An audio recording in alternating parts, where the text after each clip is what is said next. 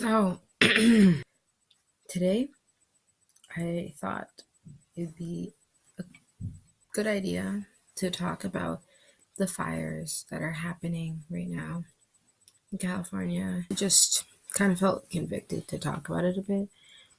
And the people who are watching this may know that I live very far away from where this is happening. I live in Canada.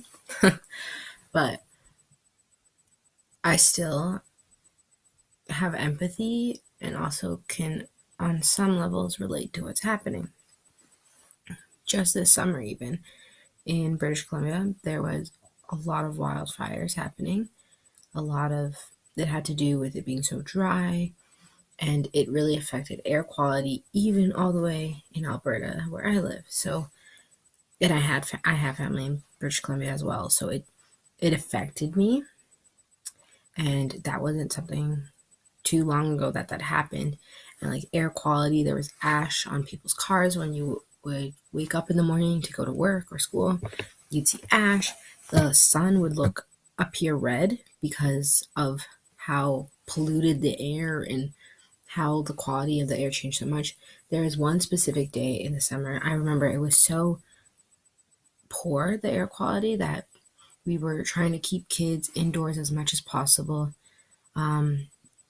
I remember going downtown and seeing people running with those like masks on, not the white ones, but like it was like a black mask designed to like filter the air, and like it was just a lot. It was intense, and air is kind of important for like you breathe, we live our lives, and it's a big part of it.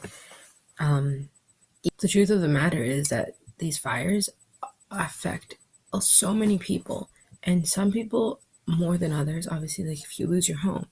But in that sense, I can even relate to that because I believe in 2015 life just, the last like 3 years of my life are just blurred into one, but I think it was 2015 my family experienced a house fire, and it took us out of our home for, I believe, 7 months. We couldn't be in our house. Tons of renovations, expenses, stress, loss, and we are so fortunate that we didn't lose people when that happened. But I just wanted to kind of share my experience, because even my friends are like, Shae, remember when you didn't live in your house? And like, I never really opened up to them about it because it was such a moment of shock, I thought I could talk about this. I'm not trying to draw attention away or like make it about me when all this horrible stuff is happening. I just thought maybe somebody who has experience could kind of talk about it a little bit. And this is in no way trying to get attention. Like, obviously, like my vlogs are like, I want people to view them, but like it's not just for clickbait or something like that. Like I really do take it seriously because I know how devastating fires can be. So let's get into it. So August, I'm gonna kick myself if it's not 2015. I'm really sure it is. The question was not to instantly put it out there. Like at one point, it's kind of funny because at this time I was planning a party, and it was literally like 2 days before the party I was gonna have at my house. So I just sent a link of the news report to my friends. Like, how cryptic is that? Like, I just sent them like a video. Like, this explains it. But for the most part, I didn't really. I think I did a couple posts, but I ended up deleting them after. Like, it was like post and delete kind of reaction because I was just it was so personal, and it felt like sharing it with people was invasive. So I'm gonna scroll through and try to find something. This should be a good end. So 2015, yeah. August 2015, I was right. Anyway, sorry, that was a lot. That happened, and I remember it was right before school starting. I remember, like, when we found out, I wasn't even in the city. Me, my mom, and my sister, and yeah, me, my mom, and my sister had went had gone to visit family in BC, and we found out that this happened at 5 in the morning. My mom got a phone call from my dad, or my sister, my oldest sister, and it was just instant emotions. Like, my mom, she feels deeply. She wears her heart on her sleeve. Like, she's just freaking out, like kind of crying, just like emotions just hit her. And the rest of us are like, well, what's going on? And she said there was a fire at the house. Like, everyone's safe. Like, like she just kind of was briefing me and Julie obviously, like, we're super close. So the first person I look at is her, and we look at each other, and I'm thinking, like, my protective side is like, Julie, like, she's gonna be so sensitive, freak out, because, like, me and her are so sentimental. Actually, my family in general is pretty sentimental. And it was just like craziness. My mom's on the phone all day. We're trying to contact my other siblings. Like, it was just a lot. My dad, and all this, so many emotions are hitting me. Like, how much of it's gone? What is, like, I want to ask questions, but I don't want to push too far. And it's like, I'm thankful. Like, I'm instantly thankful that, like, all this is happening, but I'm thankful, like, everyone is out of the house safe. So the day progresses. My mom's talking to family that we're with, telling them about it, and they find a Facebook, or I think they find, or my dad sends them a news clip from the, like, local news talking about it. And this is, like, the one kind of funny part about it, but it, like, the news kind of manipulated what my dad said, and it was so funny for us to watch, because my dad is saying, like, oh, like, I smelled something burning, and I got up and I went downstairs and I went and grabbed my baby. And he's talking about my niece, because, like, my sister was living with us at this time, and Chloe is, like, she's the star of my parents' world, basically, first grandchild. Like, at this point, it was only Chloe. So my dad's saying that, but the news pans the camera to look at Simba, the dog. And so we were just dying laughing, because everyone who watches this is going to think my dad's talking about the dog. Like, he ran downstairs and, like, rescued Simba. But that all happened. We ended up going home, driving home, and it was, well, driving to Alberta, and we go and meet everyone at a hotel, and it's just like, what? And we ended up having to stay in a hotel for, I think it was maybe like 12 days. And I went out and hung out with people, and I didn't even, like, explain what's going on in my life. Like, I went to a going away party, and I don't think anyone ever addressed it.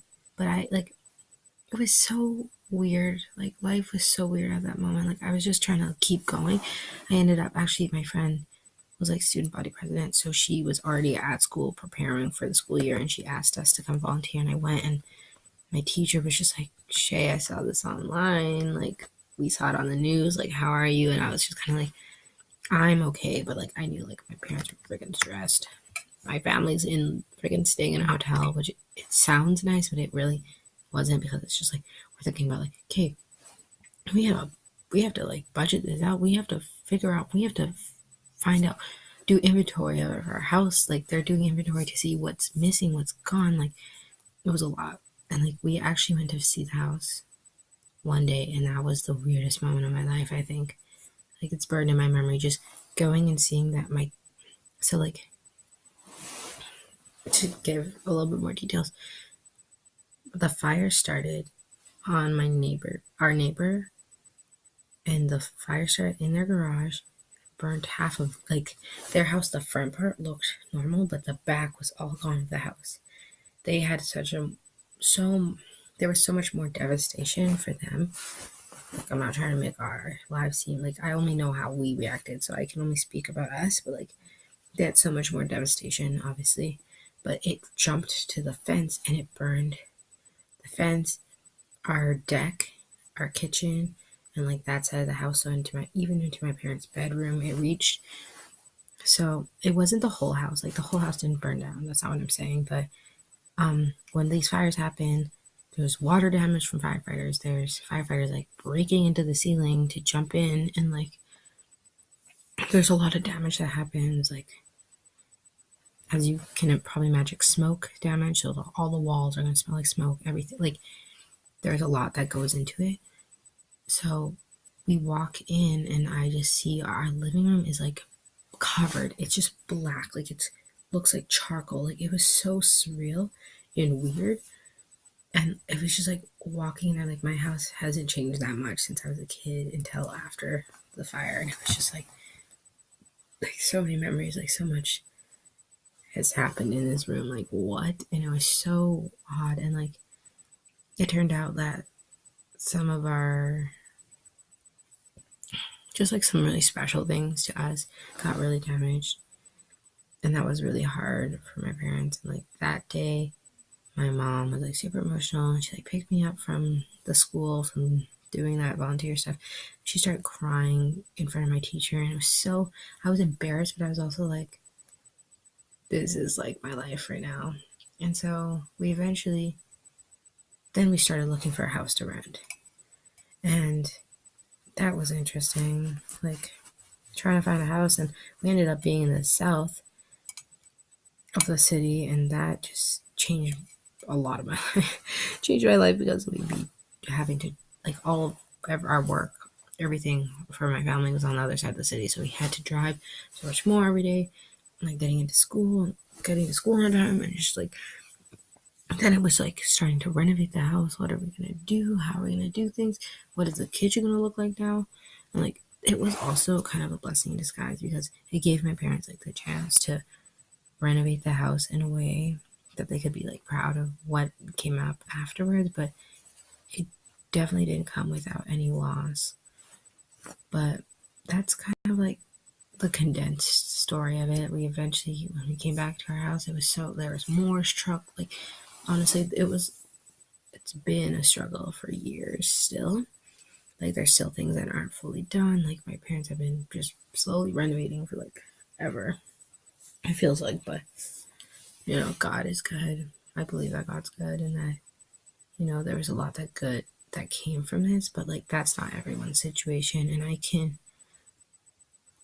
genuinely say that that feeling of devastation, it's so empty, and it's so empty but so consuming. Like, when you're in the moment and just feeling and looking around to the people you love, it's just so heavy. Even though we were so fortunate, like, I can't even explain how fortunate and blessed we were that nobody got hurt,